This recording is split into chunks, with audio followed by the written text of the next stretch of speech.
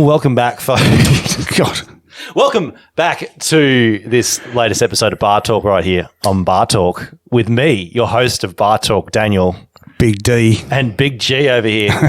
We should probably stop the introductions because that was pretty sick, don't you reckon? Man, I'm just digging this stuff because I'm writing the crumpets. I love my crumpets. You love crumpets. What do you like in your crumpets, Gareth? Vegemite. And butter. What else would you have on crumpet? Just a touch of butter, but a shitload of Vegemite. But you can't have jam. I don't have crumpets. Yeah. I only listen to them. You do, yes. We've just heard the crumpets. We heard a bit of porn crumpets. We did, and they're one of their recent singles, Mr. Prism, and an excellent and groovy track. It's out now along with their brand new fourth album, SHYGA, The Sunlight Mound.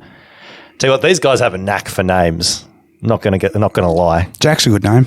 Jack's a pretty good name, yeah. And that's a very good segue because they've got Jack on the line right now. Jack.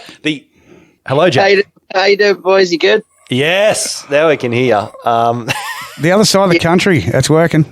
Beauty. There we go. We're on. And do you call each other Gaz and Daz? Is that how it works? Oh God, don't start him. No, it's actually we've got a it's kind of like Brangelina. It's Brangelina. Yeah, it's what was it? Dan, what was it? Dan. Big D. No, you're Big G. I'm Big D. Yeah. And we've got Big J on the line. Yeah. Big Jack. Yeah. Oh, Big. But yes, we've got Jack, what I've called the evil mastermind of the Psychedelic Porn Crumpets. Now, Jack, it's an absolute pleasure having you in this time, just to come and chat about the new album because you've just released it. So I just want to say congrats first of all. Oh, thank you very much. No, it's a pleasure to be on the show. I was going to say you must be feeling pretty stoked because is it just that? Do you feel like every time you do put the album, you get that nice crest of a wave? Just to ride out the ecstasy of watching people fawn over, brand new music that you've been working on probably for months and months. It can either go either way, really. It's either you've just ruined someone's life or someone. Days like it could be like this isn't what I wanted, and then they're just gonna never listen to you again. Or hopefully you've built some fans along the way, and they enjoy what you're doing enough that they want to listen to another album. So I'm more pensive and nervous leading up to an album release than I would be sort of to feel like I'm I don't know what's the word, like having a time off. So do you find that like the point after the album is actually the most relaxing point because that's when you finally get to have a break? Yeah, I suppose so. I feel like as soon as you release anything, you're just like, it's not in your hands anymore. And then you find loads of mistakes and you're just like, oh, God. Why did I do that? Yeah. It's the curse of the creative, isn't it? I think so, yeah. How do you find like bringing out an album without actually being able to tour internationally? Because you've done a couple of international tours, haven't you? Yeah, that's a difficult one, that one is, because I think we used to obviously being on tour just all the time, and I think we weren't really home at all. We were home for about 2 months during 2019 and a little bit part of 2018. Obviously, beginning of 2020, we were in Australia, we did Fools and Laneway, and then as soon as we got home, it was like we didn't really have the lockdown as harsh as the rest of the world did in Perth. So we were kind of fortunate. We had a couple of months lockdown and everything sort of got back up smoothly, like really quickly. So we managed to get a couple of festivals in and some shows here in Perth. And obviously we're back down in lockdown again now. So it was almost like feeling like you're a tourist back in your own city for a bit, which was nice. And then when we originally planned to release the record, which was supposed to be last March, it was like, I will give it a year and then hopefully everything's back to normal. So now it just feels like you're in the middle, more in the thick of it than we were before, which is it's strange. It's a long time to wait, isn't it? A whole year for a release. Yeah, exactly.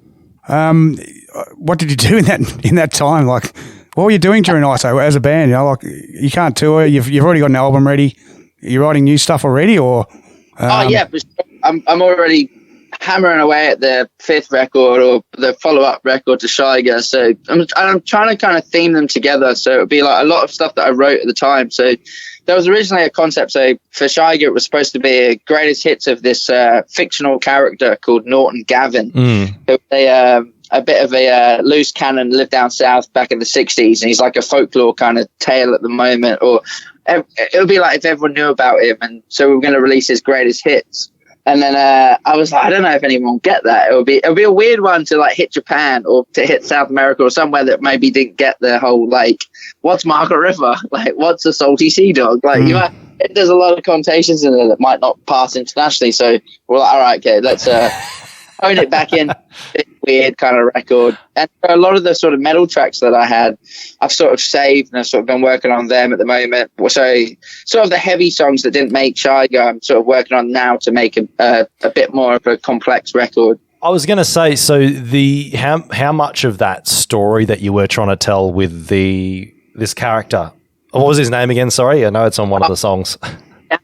Yes. No, is it Gurney Gridman? He's the last song. Is that the guy? Gurney Gridman's the last song, and then it's the name is Norton Gavin. Oh, Norton Gavin, right. So this is how much I know about my Western Australian history. Yay. But what? So you mentioned he's got such a bit of a legend status these days down there. So how much of that of the songs, I guess, are taken from these stories or snippets you've heard about this character? Well, Norton Gavin is my drunk alter ego, so it'll be so it's a bit autobiographical then. Yeah, completely fictional, which is like. So I just thought it'd be really fun to make this fictional character have but he was born in the 60s or born in the 50s or whatever, had like a big 60s, 70s career and then sort of died off. And now he's like this kind of folklore thing. So, and just going through the whole past experiences, but I kept the kind of lyrical sense in, obviously, like Mr. Prism, where it's like nobody fears the nose beers, where you're never too drunk to pass on a line of coke, or you even if you're like ridiculously sick, which I suppose now you can't really talk about properly because of COVID and stuff. But I think back in the day, like before all the terms and conditions applied, everyone was just going out and be like, yeah, fuck it. I'm like, I need my weekend. So it was like, I try to condense that weekend record into one kind of thing, and SHYGA seemed like the way to do it. So, I mean, how much then of this character have you actually drawn from your own experience and exaggerated them? Or how much are you going back and looking, shit, I should have been this guy? Like, where's the balance? Is there a bit of both going on there? I don't know. I suppose it's just like, I mean, when you're on tour, it's just poor decision after poor decision. You just wake up in some random car, or you wake up in the back of a bus, and then you just, I don't know, feet hanging out the side of a window driving to the next city, and then you don't see anything. And all you really want to do is be like, let's go see the Louvre, or let's go see what Notre Dame's like, or blah, blah, blah, like anything around Europe. Or when people are like, oh, how was Italy? Like, I have no idea. Like, I can't remember. I reckon those old museums would be pretty hectic on psychedelics, just watching those old Renaissance paintings start to move. Oh, yeah. Man. Michelangelo, wow. It's like, when they say like Mona Lisa's eyes follow you everywhere. Yeah. Oh, she would. She's got 9 eyes at the time I saw her. So. No, but we actually went to a castle. My friend, he took a bit of ketamine, so we're like, is that allowed? And he handled it really well. So we're like, all right, we'll fucking do it. And we walked into this castle in the Lake District in England with a 6-pack and acoustic guitar, all tripping on ketamine, and it was hilarious. And this it's such a nice sort of like relaxed spot, but we weren't being troublesome. We were just sort of enjoying our own little bit of the world and seeing what we could see. And one of our friends, Mike, who actually he did the video for Cornflake, and we became friends with him and came on tour with us, was asking about this beautiful lady that he saw in a painting. He was like, wow, she's gorgeous. He's like, and he was talking all about her. And this really well-to-do, obviously the guy that was working there, he'd probably spent his life in this castle giving out tours and blah blah blah. It was like, do you reckon she finds me attractive? And he was like, I think you'd be beheaded for asking that one. He was like, that's Lady Victoria. It was like just bringing out the corsets. You can imagine him being beheaded as well. England's so hectic. They're filled with conservative people, but half of them all just want to go out and do drugs. So it's a strange thing. There's a bit of a duality going on there. Did you have a question, Gareth? No, we've got a couple of questions from the other presenters. We're going to bring it up in a minute. We will bring that in a bit, actually. What I wanted to know, though, was Oh shit! I had the question on the tip of my tongue when you were talking before, Jack, and now it's gone. You know the feeling. Have you got a question for us, Jack? Yeah. That turned me into the interviewee. That's my brain just all the time. Blah blah blah. Yeah. So when we were chatting a bit before we started, you mentioned, we came to the conclusion that you're the evil mastermind because, of course, you do a lot of the behind-the-scenes stuff when the album's coming together. Like, don't let the promo pictures fool everyone, folks. It's mainly you, isn't it, Jack? It's me being the loner in a bedroom for at least 6 to 8 months. Yeah. So you would have loved last year. Oh, well, yeah, to an extent, because you guys had a pretty mild lockdown, as you said, but you would have loved last year. It was a dream, to be honest. I couldn't believe it. When we were supposed to be on tour with Ocean Alley in April, and I was recording at home, and sort of obviously everyone was out having a really nice time and sort of drinking with their friends, and then there's me at home sort of recording this record because we had a deadline on it. And as soon as COVID hit, they were like, all right, that's it. Everyone has to be inside for, 2 or 3 months and lockdown. You can't see anyone. I was like, oh, thank God. Like, that was just relief of being able to sort of, obviously, feel bad for everyone that sort of was been an experience or whatever has gone through what they have worldwide. But it was sort of, from my experience of it, it was like Perth, we didn't really have too much of a hectic kind of schedule, if that makes sense. It wasn't like it was life threatening. It felt like we had some cases, and so when it was like, go record in your room for as long as you like, I would just have this routine of walking to the bottle shop, going to pick up. I have this great bottle shop around the corner from me. It's like literally 100 meters down the road, all these different rums, all these different vodkas and gins, and then they got a huge selection of beers and seltzers and ciders. And I was just like, all right, today I'm going to pick this and this and this. And then I'll just like come home, write as much as possible, wake up in the morning, just, I don't know, it's sort of wake up, and rather than sort of feel hungover, I'd walk back to the bottle shop because I'd wake up around 10 or 11 and yeah, luckily the bottle shop was open and just carry on recording. So I was going to say, it sounds like you actually developed some real palettes in this last year. I did, and now I'm on the podcast Bar Talk, so I feel like you. Actually, that brings us to our next question, because it's a bit of a segue there, because Jay Stark, our presenter from Heavy Reborn, asked, what were you drinking when you came up with the name Puke Box? Puke Box. Oh, that was a Dad's moonshine, actually. So he Dad's moonshine. Yeah, he started making moonshine, and it was hectic when he didn't double distill it or triple distill it, and you'd have this single distilled moonshine. And it'd show me the process, and you'd be like, wow, that's so impressive, Dad. Like, and he sort of, because I don't know, we sort of bond through alcohol, I suppose. And so I'd come home and you'd lose your vision. I'm already fucking blind as it is. I need very, very thick glasses to see. So a couple of drinks of moonshine, you're like, oh my God, I'm done. And then all of a sudden your guts are going, and you're just like, all right, okay, we need to distill that one more time, until he sort of refined it. Yeah. So how many people has he poisoned in his distilling career?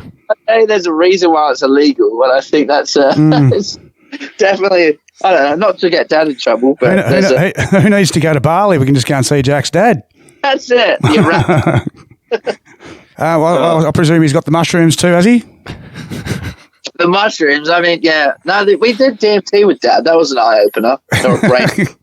I knew a guy from Bendigo that he because up in Bendigo there's like, you can still pan for gold and that, and they would get absolutely blazed at their house. Then he'd go outside in his backyard and start panning for gold at the creek outside, and he'd come back inside and then have he made a wood-fired pizza oven inside his kitchen oven.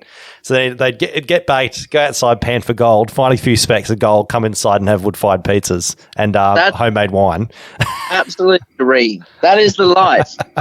I've always felt like a nice little log cabin somewhere in the middle of like a forest. I love Tasmania for that reason, where it's like, it just felt like you were in your own little world, especially out the back of, what was it, in I think it was Hobart, up the top of Mount Wellington. There's like this lovely little area around the side of it, all in the hills.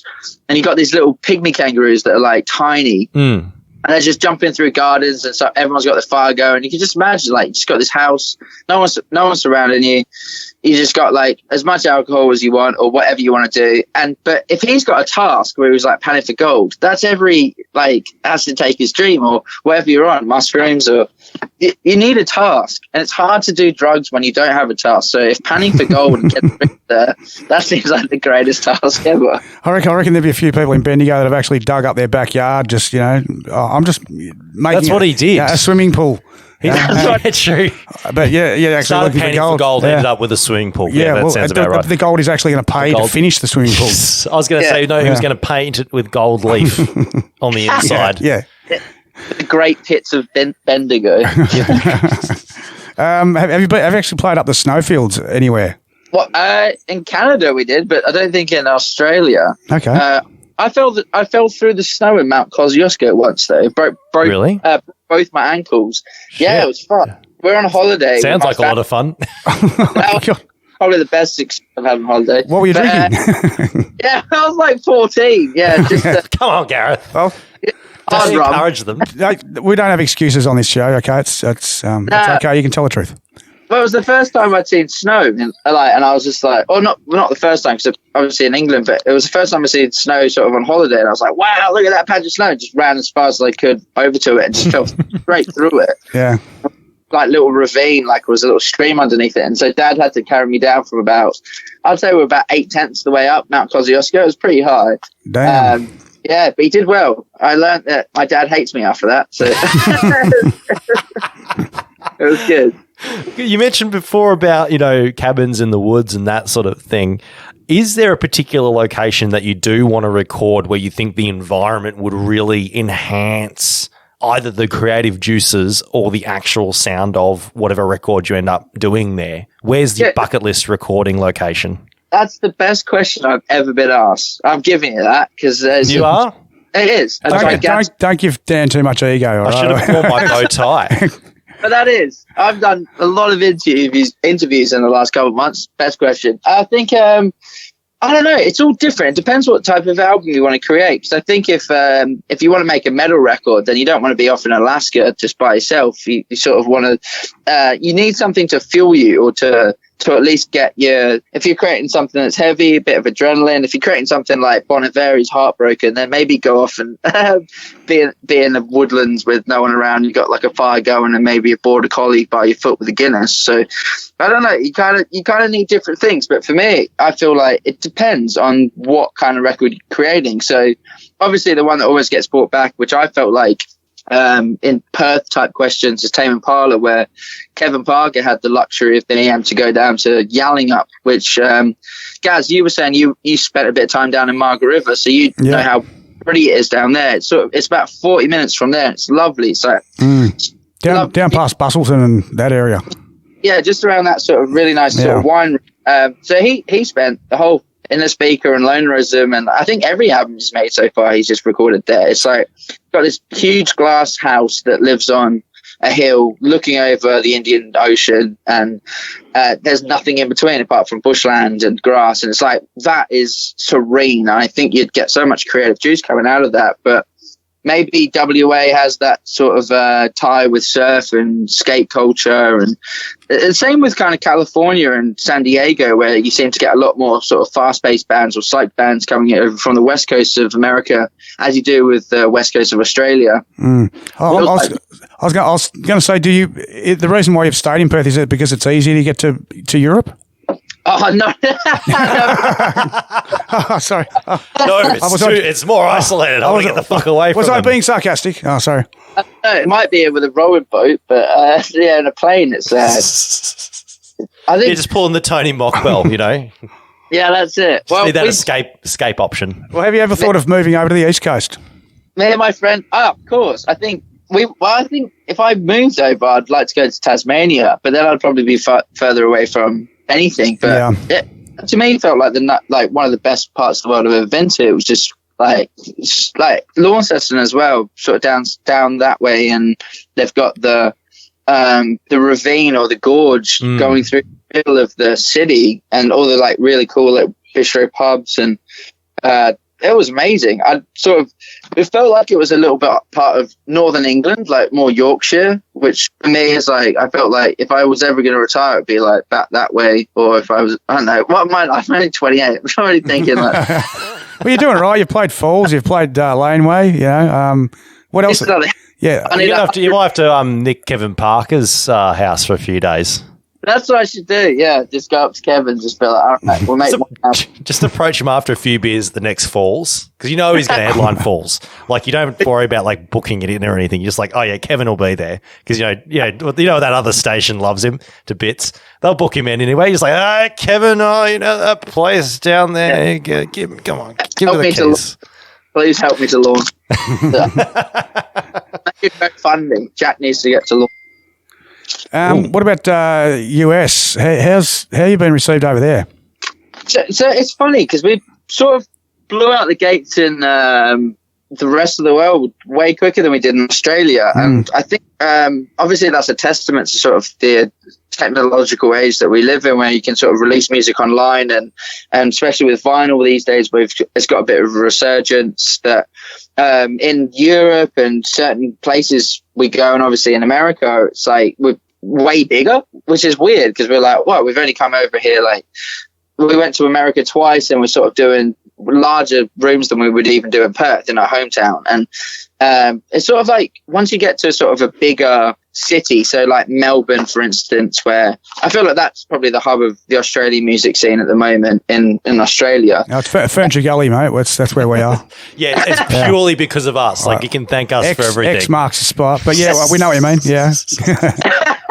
Well, it's true though. There's a lot of bands in Melbourne, and there's a lot of venues in Melbourne, and there's a lot of sort of unique people that move to Melbourne purely because of its scene, and that sort of makes the eclectic sort of nature of what culture is. So when you go to LA or you go to these places in Europe that have been around for thousands of years, and they've got their weird scenes, and they've got the punk bars, or they've got this weird blues bar or whatever, it's like they're kind of almost not waiting for us to come there, but they're waiting for international bands to sort of be like, all right, we've built this huge, 1,000-cap room that this is usually what happens, and you guys come in and there's a scene that will just know about it. And you probably do 500 people on the door anyway. It doesn't even matter if Porn Crumpets playing. Or it could be us three make a band, and all of a sudden, if we go, yeah, we've got to that point, you might get 500 people there just to come and see you because you fit their agenda. So Europe and America, they're so much more built up at the moment through music and through culture and through obviously just from being around a lot longer. But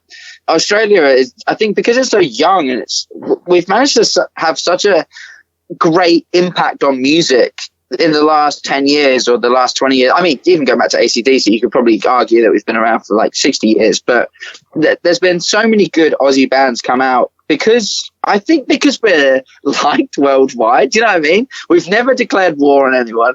We're just this like little side country that's just this nice friend. We have koalas and kangaroos, and we're like their comfy cousin, if you know what I mean. It's like, oh, we'll get them over, we'll do this. So we're not intimidating, which is nice. And I think that's about the music as well. It's like it comes out and they're like, sweet, I'll listen to it. We're about the only country that doesn't carry a knife. Yeah. Mate, you haven't been to Bauga. I was going to ask, Jack, you mentioned too about like the vinyl resurgence and the fact that we live in a world where it's very easy to sort of get followers around the world. What I wanted to know was, with your music, real quickly, because I know we'll have to wrap up real soon, whether you think that streaming has helped your career from an international perspective more, or the vinyl resurgence, because you can sort of, I don't know whether, either or fits for the style of music that you've, built your career on. What do you think's helped more? Yeah, I think they both kind of come hand in hand. Like, obviously without streaming, then we wouldn't have the sort of, the reach we would to get people to sort of know about us. So I think with free music, what sort of happens is, obviously at the moment you've got a situation where you can put music into anyone's ears, regardless of who you are. Like, you don't need a brilliant publicist. You don't need to be on a label. You don't need to do anything like, or spend a bunch of money to sort of get your music into some guy's ear who's living in Lithuania, for instance. It's like, he might just find you because he likes this band. There's an algorithm that cuts A to B. You're the next closest band to this Lithuanian psych band. And he's like, sweet, Porn Crumpets, or whoever, King Gears or Tame or Pond. Like, it feels like that because we've given everything away for free, and music was almost the first one to be not thrown under the bus, but it was like the easiest one to sort of file share. Obviously, it's like it's like 3 megabytes a song. I don't know how much it is, but it's like obviously a movie is like a gigabyte, but it takes a lot longer to watch a movie than it does to listen to music. But arguably, you get the same emotion sometimes from a song as you do with as a movie, and so it's a lot easier to pass that around. And when people like fucking Lars Ulrich tries to be like, fuck you, Napster, I'm going to sue you. You're just like, you know what I mean? Like, what a slimy cunt. You're like, I don't know. I love Metallica, but I'm also, it's just like, if there's a way of listening to your favorite thing or a way to get new information, you're not going to just pay for it. You're going to find the easiest way available to do that. And then if you've built up a sort of a love for that artist who you're listening to, or you've built up a love for that director, then maybe you'll go watch his next movie in the cinema, or maybe you'll buy the next record on vinyl. So I feel like it's a modest way of working, and it's an honest way of working as well. So for me, it's like, we don't obviously fucking rake in super yachts or get anything close to like a luxury home, but we're sort of doing what we like. And I think that to me feels like a lot nicer way to live. I want to ask you, with the actual music, does it sound more British to international audiences? I mean, well, a lot of people in Australia thought we were an English band, I think, when we started. But I think because I've obviously got such a Britpop. I grew up there. I moved over to Australia when I was 15, so there was obviously a time where I was listening to lots of Arctic Monkeys, and I mean, obviously the Britpop explosion with Libertines and Baby Shambles and bands like Razorlight and Franz Ferdinand and that kind of indie scene, which for me was huge. I kind of grew up on, like Kasabian as well. So then when I did come out to Australia, I think it was tied in with that West Australia. I just happened to be in, like, serendipitously in that same sort of scene when Tame Impala and Pond blew up, and I was like, fuck, like, what if I put this with this and this? And it kind of worked together in that way. So as much as we're an Australian band, I feel like there's a close connection to the English sort of heritage as well, which is what I obviously enjoy. That's rock and roll, and from the start, from the get go. Really, it's British, isn't it? It's real rock and roll, not that American crap. We'll go with Led Zeppelin. Yeah, Rolling Stones.